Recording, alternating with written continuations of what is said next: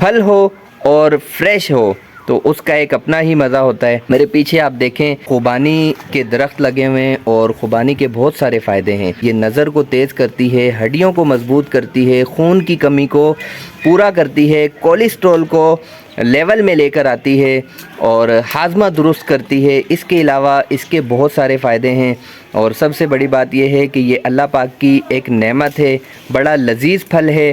اور بعض لوگ جو ہے وہ اس کو سکھا کر استعمال کرتے ہیں، بعض لوگ پیڑ پر پکنے کے بعد اس کو استعمال کرتے ہیں۔ دونوں ہی طرح اس کے ذائقے بڑے ہی زبردست ہوتے ہیں۔ اور اس کے علاوہ اس میں بادام جیسی ایک گری ہوتی ہے، اس کو بھی نکال کر کھایا جاتا ہے۔ اللہ پاک نے جو چیزیں بنائی ہیں ہمارے لیے فائدے والی ہیں، اور کوئی بھی ایسی چیز دنیا میں موجود نہیں کہ جس کا کوئی ہمیں فائدہ حاصل نہ ہوتا ہو۔ سبحان اللہ و بحمدہ، سبحان اللہ العظیم۔